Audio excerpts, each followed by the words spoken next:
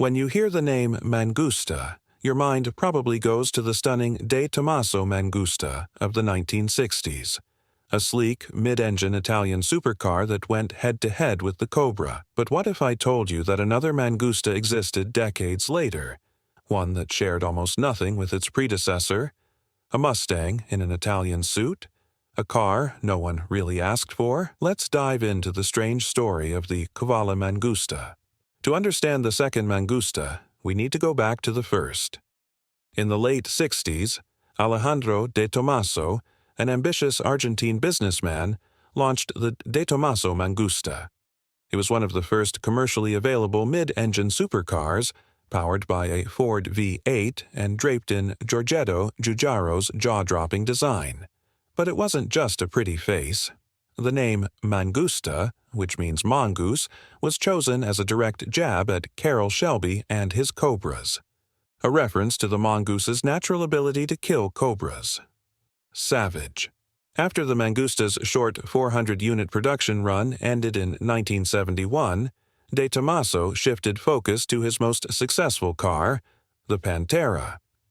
Thanks to Ford's backing, the Pantera gained a foothold in the U.S., but when Ford pulled out in 1974, De Tomaso was left to fend for himself.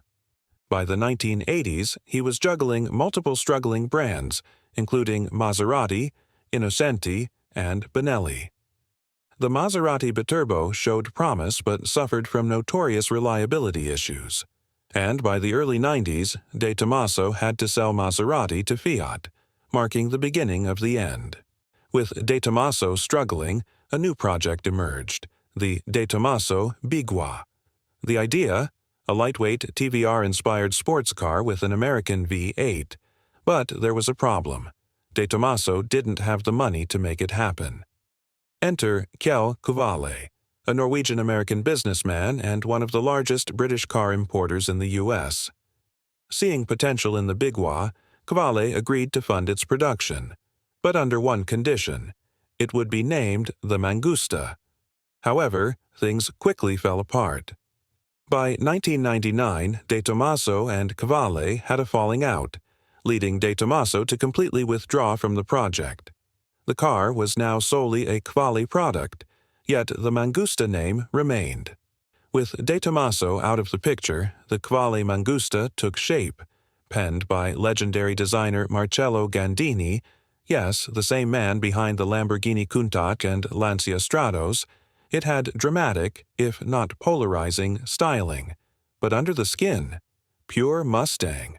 The Qvale Mangusta borrowed nearly everything from the 1999 Mustang ESVT Cobra, including its 4.6-liter DOHC V8, 5-speed manual transmission, and even its interior layout.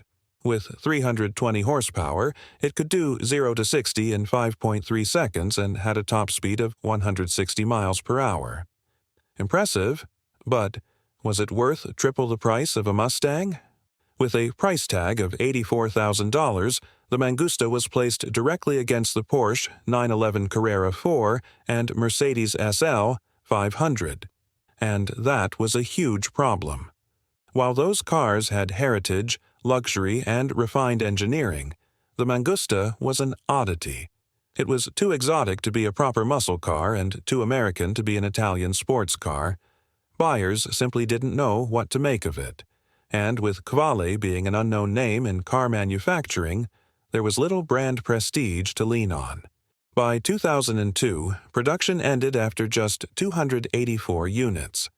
A complete disaster compared to Porsche and Mercedes, who were selling thousands of cars each year. Qvale's dream of becoming a full-fledged automaker was over, but the story doesn't quite end there.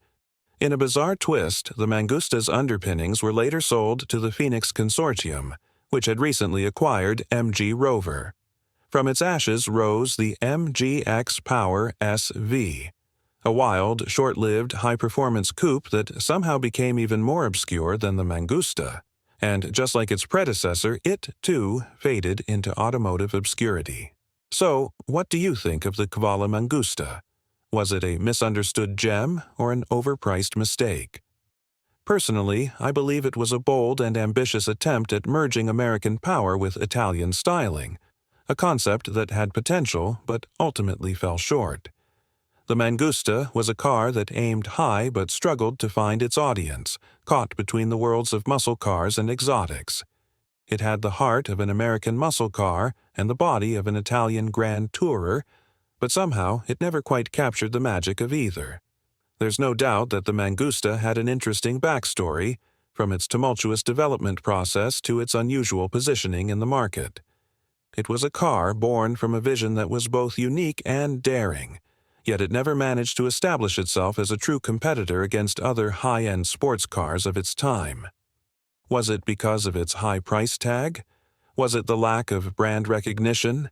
Or was it simply a case of a car that didn't quite know what it wanted to be? But I want to hear from you. Do you think the Mangusta was ahead of its time? Or was it simply too strange to succeed? Could it have been a true success if things had gone differently? Or was it always destined to be a forgotten footnote in automotive history? And what about its design? Was Gandini's vision a masterpiece? Or did it miss the mark? Some believe it was a striking and aggressive look, while others argue that it lacked the refinement of more successful European designs. Drop your thoughts in the comments below. I'd love to hear your take on this unique piece of automotive history. Let's get a discussion going about what makes a car like this succeed or fail in the market.